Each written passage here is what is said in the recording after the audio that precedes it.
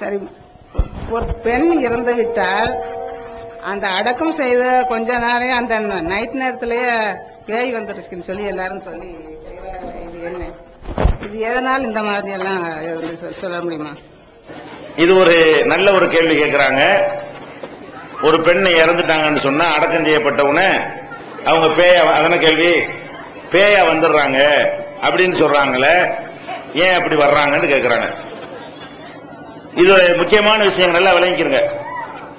அதாவது பேய் என்று சொன்னா இறந்து போனவங்களுடைய ஆவி இருக்குல்ல, உயிர், அது திரும்ப வந்து நம்மளை நோக்கி சுத்திக்கிட்டு இருந்து நம்ம மேல ஏறி உட்கார்ந்துக்கிறது இருக்குல்ல, அதான் பேயின்னு மக்கள் நினைக்கிறாங்க. அப்ப ஒரு இஸ்லாமிய அடிப்படையில இத பத்தி நம்ம முடிவு செய்யறதா இருந்தா இத பத்தி குர்ஆன் என்ன சொல்லுது, நம்ம அஜர்த் என்ன சொன்னாங்க, அப்பம்பாட்டு என்ன சொன்னாங்கன்னு பார்க்க கூடாது. ஏன்னா இந்த இறந்து போன ஆவி என்ன ஆகுதுன்னா நம்ம அறிவை கொண்டு வழங்க இயலாது. ஒரு இறந்து போன ஆவி என்னவாகுதுன்னு அல்லாஹ்வுக்கு தான் தெரியும், அல்லாஹ்வுடைய ரசூலுக்கு தான் தெரியும். அப்ப அந்த மாதிரி இருக்கும் பொழுது இறந்து போன ஆவிகளை பொறுத்த வரைக்கும் அல்லாஹ் என்ன சொல்றான், ரசூல் ஸல்லல்லாஹு அலைஹி வஸல்லம் என்ன சொல்றாங்க, அதை பாருங்க.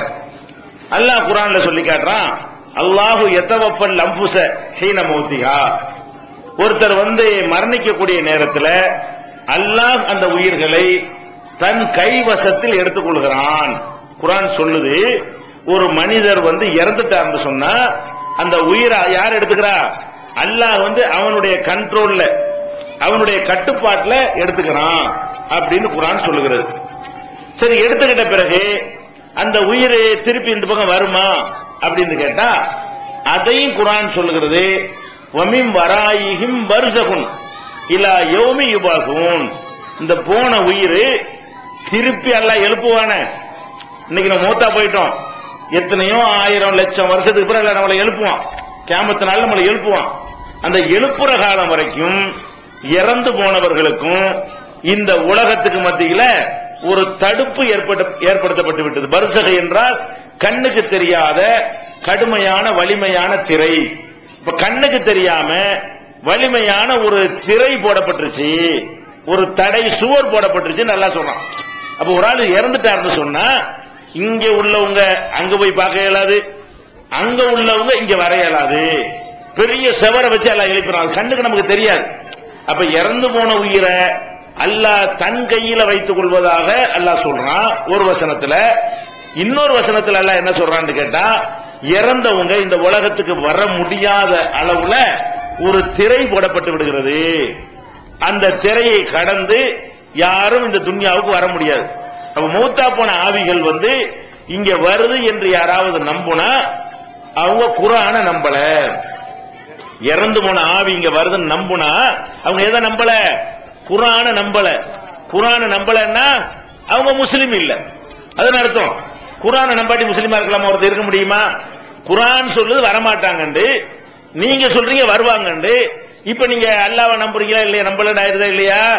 அப்ப நம்ம நேர நரகத்துக்கு தான் போகணும். பேய் இருக்கு நீங்க நம்புனீங்க என்று சொன்னா உடனடியாக நீங்கள் குர்ஆனை மறுக்கிறீங்க. இது ஒரு விஷயம். நபிகள் நாயகம் ஸல்லல்லாஹு அலைஹி வஸல்லம் அவங்க இத பத்தி என்ன சொல்றாங்க அப்படின்னு பார்த்தா, இறந்து போன பிறகு ஒரு அடியானை கொண்டு கபூர்ல வைக்கிறோம். வச்ச உடனே கேள்வி கேட்கப்படும். என்ன கேள்வி? இறைவன் யாரு, தூதர் யாரு, இந்த மாதிரி சில முக்கியமான டாபிக்ல கேள்வி கேட்கப்படும். கேள்வி கேட்ட உடனே நல்ல அடியாராக இருப்பாரையானால், இறந்து போனவர் நல்ல அடியாராக இருப்பாரையானால் அவருக்கு அந்த பதில் வரும். அதுக்குன்னு தனியா படிச்சு ப்ரிப்பேர்லாம் பண்ண வேண்டியது இல்ல. உலகத்தில் நல்லவரா வாழ்ந்தா போதும், அது ஆன்சர் தன்னால வந்துடும். உலகத்தில் நல்லவரா வாழ்ந்திருப்பார்னு சொன்னா கேட்ட கேள்விக்கெல்லாம் டக்கு டக்குன்னு அவர் என்ன செய்வாரு, பதில் சொல்லிடுவார். சொன்ன உடனே இப்ப மாணவர்கள் மலக்கு இருக்காங்கல்ல, அவங்க என்ன செய்வாங்களாம், இந்த இறந்து போன ஆள் இருக்காருல்ல அவருக்கு இந்த சொர்க்கம் என்னென்னலாம் அவருக்கு கிடைக்குமோ அதெல்லாம் அப்படி எடுத்து காட்டுவாங்க. டேய் உனக்கு என்னென்னலாம் கிடைச்சிச்சு பத்தியா, இதெல்லாம் உனக்கு கிடைக்க போகுது. இந்த உன் அரண்மனையை பாரு, உன் தோட்டத்துறவை பாரு, உன்னோட கட்டில் மெத்தைகளை பாரு, உனக்கு வரக்கூடிய ஜோடிகளை பாருன்னு சொல்லி அல்லாஹ் என்னென்ன இன்பங்களை எல்லாம் அவருக்கு நாளைக்கு கொடுப்பானோ, மறுமையில கொடுப்பானோ, அது எல்லாம் அவருக்கு அங்கே எடுத்து காட்டப்படுது. எடுத்து காட்டுறது, எடுத்து காட்டப்பட்டு என்ன செய்வார், பயங்கர சந்தோஷமாயிரும் அவருக்கு. என்ன சந்தோஷம், நம்ம பரீட்சையில பாஸ் ஆயிட்டோம். சந்தோஷம் என்ன செய்வார்னு கேட்டா அவர் அந்த மலக்கிட்ட கேட்பாராம், என்ன கேட்பாரு? அர்ஜிவில் ஆகலி, நான் ஊடு வரைக்கும் போயிட்டு வந்துடுறேன். எனக்கு அங்க ஆளை கொண்டு அடக்கம் பண்ணியாச்சு. அவர் அது விளங்காம என்ன கேட்கிறாருன்னு கேட்டா, நான் ஊடு வரைக்கும் போயிட்டு வர்றேன் அப்படிங்கிறாரு. எதுக்கு அப்படி சொல்றாரு? இந்த மாதிரி மனைவி கவலையா இருப்பாங்க, புருஷன் கவலையா இருப்பாங்க, பாப்பா கவலையா இருப்பாரு, அம்மா கவலையா இருப்பாங்க. போய் நான் தேறிட்டேன், நான் பாஸ் ஆயிட்டேன்னு சொல்லிட்டு வந்தா சந்தோஷப்படுவாங்கல்ல. போய் ஒரு 8 போய் சொல்லிட்டு வந்துடுறேன் அப்படின்னு கேட்பாரு. உடனே என்ன செய்வாங்க மலக்குகள்? ஆஹா, இவனை விட்டோம்னா அப்படி போறேன்னு சொல்லிட்டு இருப்பான், இவனை விடக்கூடாதுன்னு சொல்லிட்டு நம் தூங்கு. எது மாதிரி தூங்கு? கனவுமத்தில் அரூஸ், புது மாப்பிள்ளைய போல தூங்கு. அந்த இறந்து போன ஒருத்தர் கேள்விக்கெல்லாம் ஒழுங்கா பதில் சொல்லிட்டாருன்னு சொன்னா உடனே அவருக்கு என்ன சொல்லப்படுது? தூங்குன்னு சொல்லப்படுது. எது மாதிரி தூங்க சொல்லப்படுது? புது மாப்பிள்ளைய போல தூங்கு. புது மாப்பிள்ளை தூக்கம் என்ன அர்த்தம்? புது மாப்பிள்ளை தூக்கம்ங்கிறது ராத்திரி பூரா முடிச்சிருப்பான், பகல்ல தூங்குவான், அடிச்சு போட்ட மாதிரி தூங்குவான். எதுவும் அவனை பாதிக்காது. ரெண்டாவது, அவனை எழுப்புனா பிடிக்கவும் செய்யாது, டிஸ்டர்ப் பண்ணவும் கூடாது. புது மாப்பிள்ளை டிஸ்டர்ப் பண்ணா பிடிக்குமா? மாமியா வீட்டுல போய் இருக்காரு இல்லைன்றுவாங்க. புது மாப்பிள்ளை போய் உங்க நண்பர்கள் போய் கேட்பாங்க, இருக்காரா அண்ணன் செய்துபிரான் இருக்கிறாரா? என்ன சொல்லுவாங்க? இல்ல, வெளியே போயிட்டாரு, நல்லா தூங்கிட்டு இருக்காருன்னு சொல்லி. புது மாப்பிள்ளை தூக்கத்தை யாரும் டிஸ்டர்ப் பண்ண மாட்டாங்க. புது மாப்பிள்ளை தூக்கம் அசந்து நல்லா தூங்குவாரு. ரெண்டாவது, அவரை யாரும் டிஸ்டர்ப் பண்ணக்கூடாது. அந்த மாதிரி தூங்கு, புது மாப்பிள்ளை மாதிரி தூங்கு. எத்தனை நாளைக்கு தூங்குறது? ஒரு நாளைக்கா, 2 நாளைக்கா, 10 நாளைக்கு, 1 மாசத்துக்கா? இல்ல, அல்லாஹ் உன்னை திருப்பி எழுப்புவான அது வரைக்கும் தூங்கு. இந்த கேள்வி கேட்டவுடனே அவருக்கு என்ன சொல்லப்படுது? தூங்குன்னு சொல்லப்படுது. என்ன மாதிரி தூக்கம்? ஆழ்ந்த தூக்கம், அயர்ந்த தூக்கம், நல்ல அசந்து தூங்கு என்று சொல்லப்படுது. எவ்வளவு நாளைக்கு தூங்கு? ஹத்தா யபாதகல்லாஹு மின் மல்ஜஇக ஹாதா, நீ படுத்திருக்கிற இந்த இடத்திலிருந்து அல்லாஹ் திரும்ப உன்னை எழுப்புவான அது வரைக்கும் தூங்கு. இப்ப இறந்து போனவர் நல்ல அடியார்னு வச்சுக்கிறங்க. அவர் என்னைக்கு வேண்டாலும் மூத்தா போயிருக்கட்டு. இப்ப என்ன செய்யறாரு? அவரு தூங்குறாரு. நேத்து மூத்தா போனாலும் தூங்கிட்டு தான் இருக்கிறாரு. 25 வருஷத்துக்கு முந்தி மூத்தா போனாலும் தூங்கிட்டு தான் இருக்காரு. இந்த அவுலியா மகான் பெரியாருங்கிறீங்கல்ல, அவங்க எல்லாம் நிஜமா அவுலியாவா இருந்தால், இந்த கேள்விக்கு ஒழுங்கா பதில் சொல்லி இருந்தால், அவங்க என்ன செய்யறாங்க? இப்ப தூங்கிட்டு இருக்கிறாங்க. அப்ப தூங்கிட்டு இருக்கிறாள் வருவாங்களா? இங்க ஆவி வரும்னு சொல்றீங்களே, நல்லடியாரா இருந்தா தூங்கிட்டு இருக்கிறாரு, அவர் இங்க வரவே மாட்டாரு. அல்லாஹ்வுடைய அந்த கட்டுக்காவலை மீறி வர முடியாது. அல்லாஹ் எந்திரிக்கவே மாட்டா, தூங்கிட்டே இருப்பேன்னு சொன்ன பிறகு அவர் எப்படி எந்திரிச்சு வருவாரு? கொஞ்ச நேரம் கேள்வி கேட்கிற வரைக்கும் தான் ரூஹ் இருக்கும். அதுக்கப்புறம் தூக்கம்னா தூக்கம் ஒரே தூக்கம் தான். தூக்க நிலையில் தான் அந்த ஆலமுல் பர்ஸக் என்ற ஆன்மீக உலகில நல்லடியார்களுடைய உயிர்கள் வைக்கப்பட்டிருக்கிறது. சரி, கெட்டவனா இருக்கான்னு வச்சுக்கிடுவோம். 2 பேர் தானே இருப்பான். ஒன்னும் நல்லடியார் இந்த கேள்விக்கு சரியா பதில் சொல்லிடுவான். கெட்டவனா இருந்தா அவன்கிட்ட கேட்பாங்க, மன் ரப்புக்க, உன்னுடைய இறைவன் யார்? இந்த மாதிரி கேள்வி எல்லாம் கேட்பாங்க. அவன் என்ன செய்வான்? ஹாஹா லா தெரியுமா, ஐயோ எனக்கு தெரியாத, இதெல்லாம் எனக்கு தெரியலையேன்றான். ஃபெயில் ஆயிட்டான். அப்ப என்ன செய்வாங்கன்னு கேட்டா, அவனுடைய தவறுகளை சுட்டி காட்டி அதுக்காக என்ன செய்வாங்கன்னா அடிச்சுக்கிட்டே இருப்பாங்க. அவனை எது வரைக்கும் அடிப்பாங்க? சம்மட்டியால் அடிப்பாங்க. இந்த மாதிரி பலவிதமான வேதனைகளை கொடுத்துக்கிட்டு இருப்பாங்க. அதுவும் எது வரைக்கும்? கியாம நாள் வரைக்கும். உலகம் திரும்ப அழிக்கப்பட்டு எழுப்புவோம் எல்லாரும், அது வரைக்கும் அவன் அடி உத மலக்குகள்கிட்ட அடி உத வாங்கிட்டு இருக்கிறான். செத்து போன ஆளுடைய ஆவி. இப்ப நல்ல ஆவி வரையலாது, நல்ல ஆவி தூங்குது. கெட்ட ஆவி மலக்குகளுடைய கண்ட்ரோல்ல உத வாங்கிட்டு இருக்கிறது. தப்பிச்சு வரையலுமா? மனுஷன் இருந்து ஜெயில இருந்து தப்பிச்சு போயிடலாம். அல்லாஹ்வுடைய ஜெயில தப்பிச்சு போக முடியுமா? மலக்குகளுடைய கண்ட்ரோல்ல நம்ம தப்பிச்சுங்க ஆவி வந்துருமா? அப்ப எந்த செத்து போனவனா இருந்தாலும் சரி, அவன் எங்க வர முடியாது? துன்யாவுக்கு வரவே இயலாது. அது ஆம்பளை பணமா இருந்தாலும் சரி, பொம்பளையா இருந்தாலும் சரி, சாதாரண மௌத்தா இருந்தாலும் சரி, தற்கொலையா இருந்தாலும் சரி, இறந்து போன ஆவிகள் இந்த உலகத்துக்கு வரும் என்று எவனாவது நினைத்தால் அவன் அல்லாஹ்வை மறுக்கிறான், அல்லாஹ்வுடைய ரசூலை மறுக்கிறான், குர்ஆனை மறுக்கிறான், ரசூலுடைய ஹதீஸை மறுக்கிறான். அல்லாஹ் ரசூலை மறுத்துட்டு குர்ஆனை மறுத்துட்டு ஒரு முஸ்லிமா இருக்க முடியுமா? நம்ம பிற மதத்து இந்து மக்களோட பழவி அவங்க விடுற அந்த கதைகளையும் கப்சாக்களையும் நம்பி சின்ன வயசுலேயே குழந்தைகளுடைய உள்ளத்துல பயங்காட்டி சோறு வைக்கிறதுக்காக வேண்டி, சாப்பிட வைக்கிறதுக்காக வேண்டி பேய் வருது பிசாசு வருதுன்னு சொல்லி பயங்காட்டி அப்படி வளர்த்ததுனால பேய்ன்னு உண்டாயிடுச்சே தவிர இது மார்க் அடிப்படையில் உள்ளதா?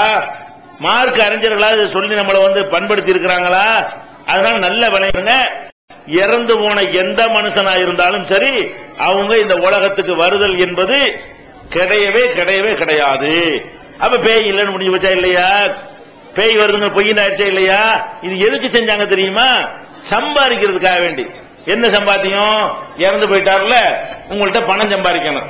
என்னை மாதிரி அஜத் என்ன செய்வாரு? அவருக்கு 500 ரூபாய் 300 ரூபாய் சம்பளம் கொடுப்பிய, அவருக்கு பத்தாது. அவர் என்ன செய்வாரு? இவங்க நம்ம ஏமாத்திரமா என்ன பண்றது? நீங்க பாத்தியா ஓதட்டி ஆவி வந்துடும், நீங்க 3ஆம் பாத்தியா ஓதுங்க, கோழி அடிச்சு வைங்க, ரொட்டி சுட்டு வைங்க, தொடக்கரியா வைங்க, இது மாதிரி சொன்னா என்ன செய்யும்? எங்களுக்கு கொடுத்தீங்கன்னு சொன்னா அந்த ஆவி வராது. இந்த மாதிரி நம்மளை பயங்காட்டுறதுக்காக வேண்டி இந்த அஜர்த்துமார்களும் சேர்ந்துகிட்டு இந்த மூட நம்பிக்கைக்கு சப்போர்ட் பண்ணிட்டாங்களே தவிர இந்த பேய் இருக்குங்கிற குர்ஆன்ல ஆதாரம் இருக்கா? ஹதீஸ்ல ஆதாரம் இருக்குதா? அப்ப மார்க்க ரீதியாக பேய் கிடையாதுன்னு உங்களுக்கு விளங்கி போச்சு. இல்லைங்களா? குர்ஆன் அது வேற எதுவும் முஸ்லீமுக்கு தேவையில்லை, எவ்வளவு போதும். குர்ஆன்ல இல்லன்னா இல்லதான், ரசூலுல்லாஹ் இல்லன்னா இல்லதான். இப்ப என்னை போய் கபர்ஸ்தான்ல படுக்க விடி விடி படுத்துட்டு வந்திருப்பேன், வந்திருக்கேன் பல ஊர்களில் பந்தயம் போட்டு, விளங்குதா? அதெல்லாம் ஒண்ணும் பண்ண இயலாது. அது ஒரு இடம், செத்து போன ஆளுக்கு ஒண்ணுமே பண்ண முடியாது, வரவே முடியாது. இது ஒரு மேட்ரு. அடுத்து என்ன? நம்ம அறிவை கொண்டு சிந்திச்சு பார்க்கணும். என்ன சிந்திக்கணும்? பேய்ங்கிறாங்கள, பேய் இருக்கிறது பொய்ங்கிறது நம்ம அறிவே சொல்லுது. என்ன சொல்லுது? பேய் நம்மளோட சக்தி உள்ளது தானே. இந்த பேய் இருக்கு நம்புறவங்க கருத்து பிரகாரம் நம்மளோட பேய் சக்தி வாய்ந்தது. நம்மளை அடிச்சு சாவடிச்சு போடுதுல, ஒரு ஆளை ஒரு பேய் நெஞ்சிருது அடிச்சு கொண்டுருதுன்னு சொன்னா அப்ப நம்மளோட பேய்க்கு தானே சக்தி கூட. அப்ப அவ்வளவு சக்தி உள்ள பேய் எப்பவாச்சு பகல்ல வந்திருக்குதா? பகல்ல வரமாட்டேங்க, வர வேண்டிய பகல்ல அடிச்சுட்டு போனேன் என்னைய. அடே பகல்ல என்னைக்காவது பேயை பார்த்திருக்கீங்களா? யாராச்சும் பார்த்தது கிடையாது. ஒரு 5 பேர் உட்கார்ந்து பேசிட்டு இருக்கும் ராத்திரியாவே இருக்கட்டும், பேய் வந்திருக்குதா? பேய் வரமாட்டேங்குது. அப்ப இருட்டுல தான் வருதுன்னு சொன்னா அங்கதான் விஷயம் இருக்குது. பகல்ல வரமா சக்தி உள்ள ஆள் அது பகல்ல வர வேண்டியதானே. நம்ம 5 பேர் போனா 10 பேர் திரட்டிட்டு வர வேண்டியதானே. ஒண்டி கொண்டி முடிய கூட இவங்க 5 பேர் வர்றாங்க, நம்ம ஒரு 10 பேர் போய் அடிப்போம் அப்படின்னு 10 பேர் வரலாம்ல. அப்ப நம்ம 5 பேரா இருந்தா 3 பேரா இருந்தா என்ன செய்ய மாட்டேங்குது? பேய் வர மாட்டேங்குது. வெளிச்சமா இருந்தா வரமாட்டேங்குது. அட ராத்திரிலேயே இந்த மாதிரி லைட்டை போட்டு வச்சுக்கிட்டு உட்கார்ந்து வருமா? யாராவது வெளிச்சத்துல பேய பார்த்திருக்கீங்களா? பேய பார்த்தேன்னு சொல்றவன் பூரா இதுல பார்த்திருக்கான், இருட்டுல தான் பார்த்தேங்கிறான். இருட்டுல எப்படி பார்க்கல? இருட்டுல பார்த்தா பைய தானே இருக்கு. அப்ப இருட்டு என்ன செய்யும்னு கேட்டா சரியான பொருளை காட்டாது. பாம்புக்கும் பழுதுக்கும் வித்தியாசம் தெரியாது. காலில் ஒரு மிதி விட்டவன பாம்பு நினைப்போம், அது கம்பு குச்சியா இருக்கும், அதை பார்த்து பாம்புன்னு நினைக்குவோம். ஒரு வெள்ளை துணி இப்படி ஒரு மரத்துல ஆடிக்கிட்டே இருக்கும், ஒரு பொம்பளை புடவை டான்ஸ் ஆடுற மாதிரி உனக்கு தெரியும். உடனே என்ன செய்வான்? மோகினி பிசாசுன்றான். அட டக்குன்னு டார்ச் அடிச்சு பாரு, அந்த இடத்துல டார்ச் லைட் வச்சிருந்தீங்கன்னா அடிச்சு பார்த்தா அட இது அப்படி தௌஹீத் ஜமாத் கொடி தானே பறக்குது, அந்த வெள்ளை இருக்குல்ல, தௌஹீத் ஜமாத் கொடியில் ஒரு வெள்ளை இருக்கும்ல, அதை கொண்டு மரத்துல கட்டி வச்சுன்னு சொன்னா ராத்திரில வேணாலும் பார்த்தான்னு சொன்னா என்னவா இருக்கான்? பேயின்றான். ஏன்? வெள்ளை ஒண்ணு இருக்குல்ல, வெள்ளை என்னமோ ஆடுது அப்படின்னு. அப்ப இந்த மாதிரிதான் பேயை நீங்க பார்த்திருக்கீங்களே தவிர கண்ணு வெளிச்சத்துல உண்மையை சொல்லும், இருட்டுல போய் சொல்லும். இதுதான் உண்மை, வழங்குதா? அதனால ராத்திரில சைனாவுல எல்லாம் பேய் இருக்குதா? அமெரிக்காவுல எல்லாம் பேய் இருக்குதா? ஏன் ராத்திரி எல்லாம் பகலாக்கிட்டாங்க. ராத்திரி பூரா அந்த மாதிரி இருக்கு, பார்த்தாலும் பகல் மாதிரியே இருக்குங்க. அந்த நாடுகள்ல எல்லாம் இரவுங்கிறத ஓச்சு விட்டாங்க. சென்னையில பேய் இருக்குதா? சென்னையில பேய் இருக்காங்க. சென்னையில உள்ள அப்ப எத்தனை கோடி மக்கள், நம்மளோட அதிக மக்கள் உள்ள பெரிய பெரிய சிட்டிகள் எல்லாம் பேய காணாம். பேயெல்லாம் எங்க இருக்குன்னு கேட்டா கிராமங்கள்ல லைட் வசதி இல்லாம அறியாமை நிலவுற இடத்துல தான் இருக்குன்னு சொன்னா அதுல இருந்து என்ன விளங்குது? பேய்ங்கிறது நம்மளா கற்பனை. என்னது? நம்ம சின்ன வயசுல இருக்குன்னு சொல்லிட்டாங்களா, சொன்னதுனால என்னவாகும் கேட்டா ஒரு காத்து வேகமா அடிச்சாலும் பேய் மாதிரி தெரியும், ஒரு மாதிரியா வெள்ளையா தெரிஞ்சாலும் பேய் மாதிரி தெரியும். சின்னதா ஒரு தட்டுப்பிடிச்சு காலில் ஒரு தட்டுப்பிடிச்சுட்டு வைங்க நடிக்கிறோம். ராத்திரில போயிட்டு இருக்கும் போது காலில் ஒரு நூலோ ஒரு சாணலோ காலில் மிதிப்பட்டுச்சுன்னு வைங்க, அப்படியே பயம் வந்துடும். ஏன்? நம்ம இப்படி சொல்லி சொல்லி பயங்காட்டி வச்சுட்டாங்க. இல்லாத ஒண்ணு இருக்கிறதா சொல்லி பயங்காட்டி வச்சுட்டாங்க. நின்று வெள்ளையா தெரியுதா, கிட்ட போ, நின்று போய் கையில ஒண்ணும் இருக்காது. உன்னை இப்படி பயங்காட்டி கோழைகளை வளர்த்த காரணத்தினால என்னவாயிட்டோம்? பேய் பேய்ன்னு சொல்லிட்டு நம்ம ஒரு அறியாமையில வீழ்ந்து கிடக்கிறோம். அப்படி பேய்ங்கிற டாபிக்கே கிடையாது.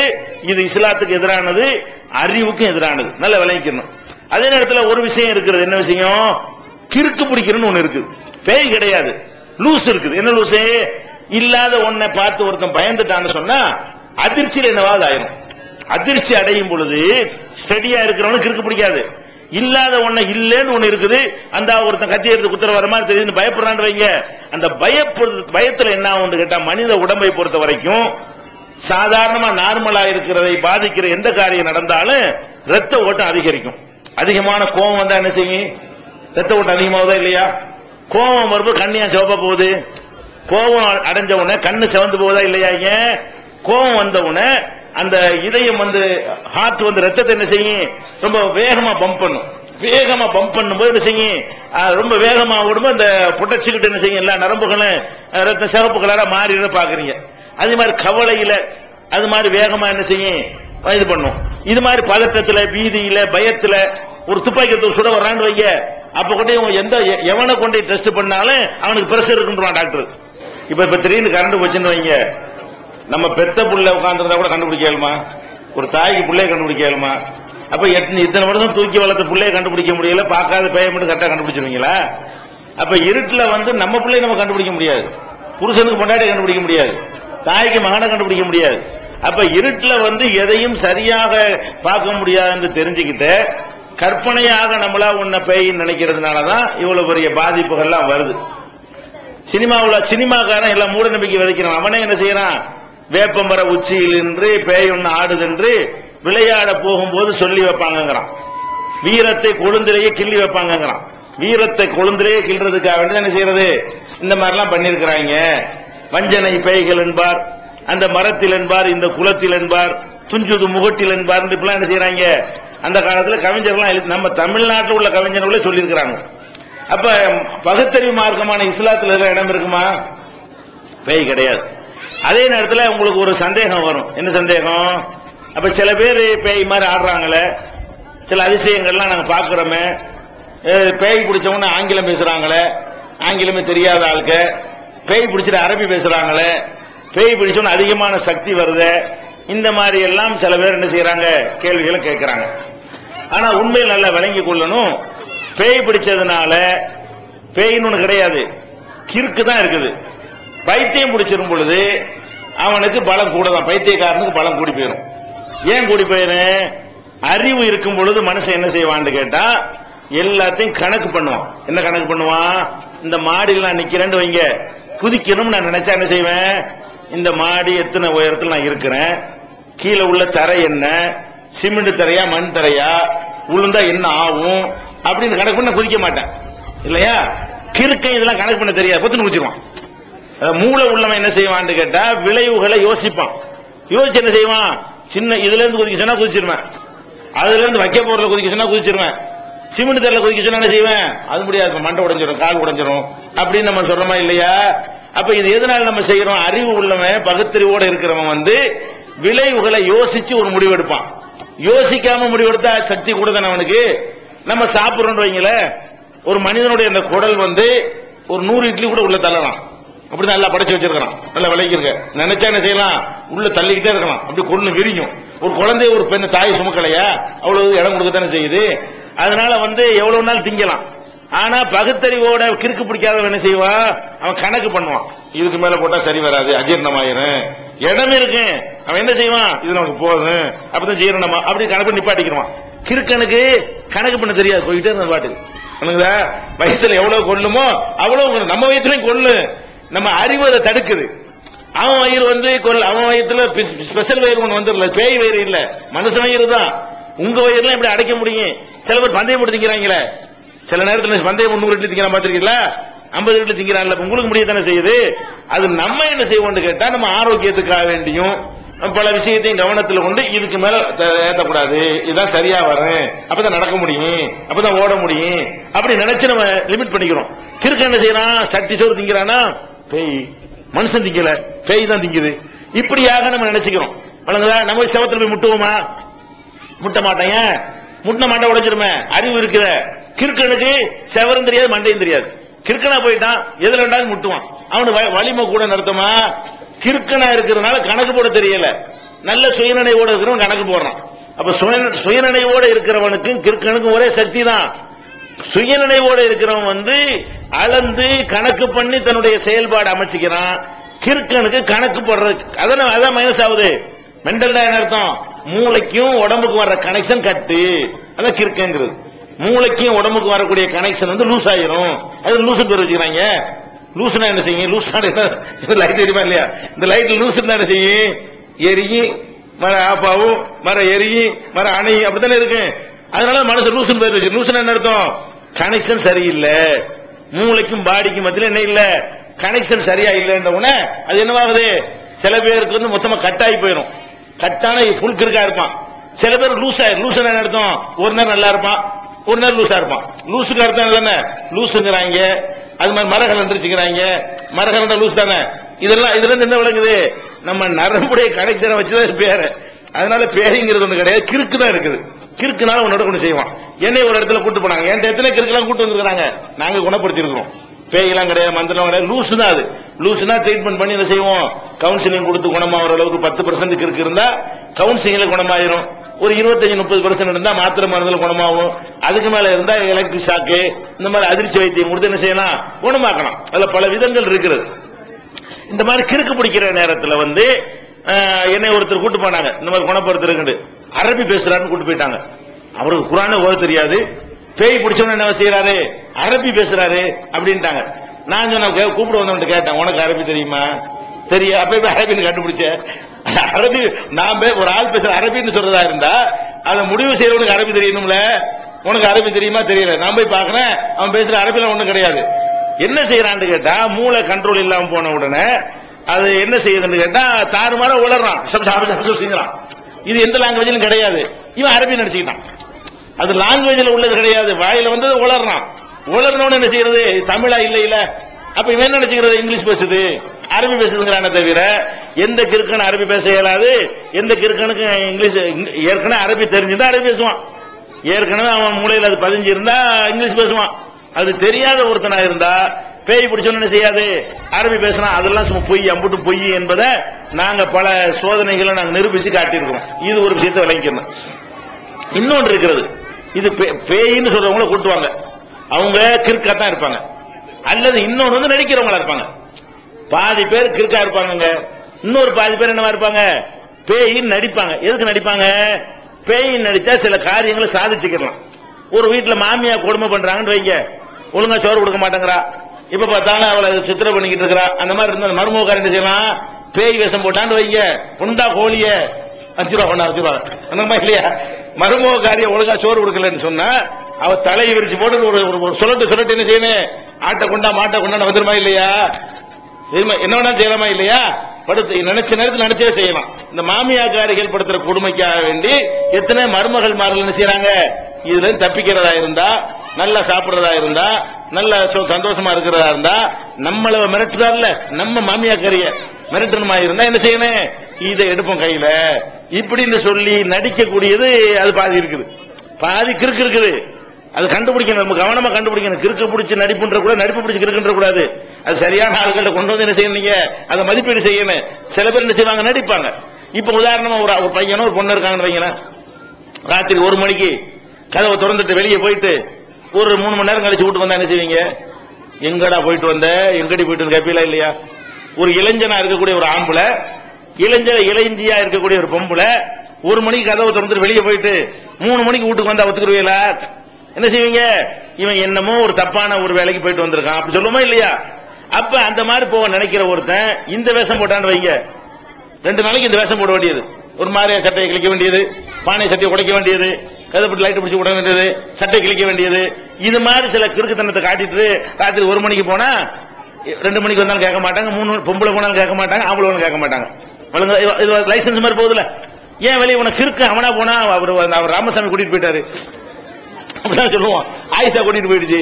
அப்ப இந்த மாதிரி செத்து போன ஆள் ஒரு பேரை சொல்லி என்ன செய்யறது, அந்த மாதிரி செஞ்சிடலாம். அப்ப என்னன்னு கேட்டா, தவறான செயல்ல ஈடுபடுறவங்க வந்து இத வந்து ஆணோ பெண்ணோ யாரா இருந்தாலும் இந்த பேயை பயன்படுத்துறாங்க பாதி பேர். இந்த மாதிரி காரியம் சாதிக்கிறதுக்காக இந்த மாதிரி பேய் என்ன செய்யறாங்க, பயன்படுத்துறாங்க. சில ஏரியாக்கள்ல பேய்னு பரப்பி விட்டுருப்பாங்க. அங்க எல்லாம் பாத்தீங்கன்னா சமூக விரோத செயல் நடக்கும். கள்ளச்சாராயம் காய்ச்சறான்னு வைங்களேன், அந்த இடத்துல எல்லாம் வந்து போலீஸ்காரன் வரக்கூடாதுன்னு வராம இருப்பானா, அவன் எதுக்கு பேய்னு வரமாட்டான், பேய்னு வரமாட்டான்ல, என்ன பண்ணுவாங்கன்னா அந்த இடத்துல பேய் இருக்குன்னு பரப்பி விட்டுருவாங்க. சில சத்தம் வர்ற மாதிரி மரத்துல சங்கிலி கட்டி விட்டுருவாங்க, மரத்துல காத்துல ஆடுமா, மோகினி பிசாசு இருக்குன்னு சொல்லி பரப்பி விட்டா போதும், ஒரு பேய் அந்த பக்கம் போக மாட்டான். அப்ப இவங்க சாராயம் காய்ச்சறது மற்றவெல்லாம் தாராளமா நடக்கும். இந்த சட்டவிரோதமான காரியம் நடத்துறவங்கள அரசாங்கமே பயந்து ஒதுங்குறத பேய்க்கு பயப்படுதுல. பேய்க்கு போலீஸ் பயப்படுமா இல்லையா? முஸ்லீம் தான் பயப்பட மாட்டான், இப்ப எல்லா பேரும் பயப்படுவான். பேய்னா பயப்படாத ஆள் யாரு, முஸ்லீம் ஒருத்தன் தான் அதுக்கு பயப்பட மாட்டான். எங்கடா பேய் கொண்டாட பாப்போன்றுவான். வேற எவனா இருந்தாலும் இதை நம்புற காரணத்தினால இப்படியாக நடிக்கக்கூடியவர்கள் நிறைய என்ன செய்யறாங்க, பேய்ங்கிற ஒரு இதை பண்றாங்க. அது மாதிரி இந்த வீடு இருக்குது, இதை அடிமாட்டு விலைக்கு நான் வாங்கணும், 5 லட்சம் ரூபாய் சொல்றாங்க, நான் 1 லட்சம் ரூபாய்க்கு வாங்கணும்னு நினைக்கிறேன். வாங்க முடியுமா முடியாதா? சிம்பிளா வாங்கிட்டு போயிடலாம். என்ன செய்யணும், ராத்திரி 1 மணிக்கு போய் என்ன செய்யணும், கல்லை விட்டு எறியணும், மூடி ஒளிஞ்சுக்கணும் பக்கத்துல இருந்து. ஒரு 4 நாளைக்கு செய்யுங்க. அஜித் போய் கேட்டா என்ன செய்வாரு, பேய் இருக்குன்றாரு. பேய் உள்ள விட்டு எவனா வாங்குவானா, பேய் வீட்டுல விட எவ்வளவு இருப்பானா, கதவை தட்டு ஒளிஞ்சிக்க வேண்டியது, பக்கத்து வீட்டுல இருக்க வேண்டியது, கதவை மடமண்டு தட்டுன்னு ஒளிஞ்சிக்க வேண்டியது, திறந்து பார்ப்பாங்க யாரும் இருக்க மாட்டாங்க. இப்படி ஒரு 5 நாளைக்கு நடந்தா என்ன செய்வீங்க, அப்படி அப்செட் ஆயிருவீங்களா? அப்புறம் அஜித் போய் கேட்பீங்க, அந்த சாமியார்ட்ட போய் கேட்பீங்க, கோடாங்கிட்ட போய் கேட்பீங்க. அவன் என்ன சொல்லுவான், பேய் இருக்குது, அந்த அந்த புளி மருந்து பேய் 1, வேப்ப மருந்து பேய் 2, மொத்தம் 4 பேய் இருக்குன்றானா. இப்ப நீங்க என்ன பண்ணுவீங்க, இதை வித்துட்டா தேவையில்லையே, எவ்வளவு ஊர் பணம் தெரிஞ்சு போயிருமா? நேற்று 5 ரூபா சொன்னது 5 ரூபாய் சொல்ல இயலாது, 2 ரூபாய்க்கே எடுத்துக்கப்பா, அதான் வேணாம் 1 ரூபாய்க்கே எடுத்துக்கப்பா. இப்ப ஈஸியா வாங்கிடலாமா இல்லையா? இதுக்கெல்லாம் பேயை பயன்படுத்துறாங்க. பேய்ங்கிறது அம்புட்டு வந்து ஒரு திட்டத்தோட செய்யற ஒரு காரியங்க. அதனால பேய்ங்கிறது அறவே கிடையவே கிடையாது. உங்க ஊர்ல யாருக்காவது பேய்ண்டா என்கிட்ட கூட்டிட்டு வாங்க, அது பேயா நடிப்பான்னு முதல்ல நான் கண்டுபிடிப்பேன். நடிப்பா இருந்தா அதுக்கு உள்ள ட்ரீட்மெண்ட் 1/2 மணி நேரத்தில் முடிஞ்சிடும். பேயாயிருச்சுன்னு சொன்னா அதுக்கு ஒரு கிறுக்கு தான், அது அந்த கிறுக்குக்கு உரிய ட்ரீட்மெண்ட் நாங்க அந்தந்த தகுதிக்கு தக்க கவுன்சிலிங் நாங்களே கொடுத்துருவோம். கொஞ்சம் முத்தனதா இருந்தா அதுக்குரிய ஃப்ரீயாக ஆஸ்பத்திரி இருக்கிற ஏற்பாடுல கட்ட தேவையில்லை, ஒரு செலவும் இல்லாம. ஒரு ஆள் கூட போய் தங்குறீங்கல்ல, அவங்களுடைய சாப்பாடு செலவு தான் ஒரு 10 நாள் 15 நாள்ல குணமாக்கி என்ன செஞ்சிடலாம், அழகா கூட்டிட்டு வந்துடலாம். அதனால இந்த பேய் பிசாசுங்கிறது கிடையவே கிடையாது. அது நம்ம அறிவுக்கும் அது பொருந்தாத விஷயம், மார்க் அடிப்படையில் இது பாவமான விஷயம். அதை நம்பினா நம்ம நரகத்துக்கு தான் போகணும். பேயின்னு நம்பவே நம்பாதீங்க.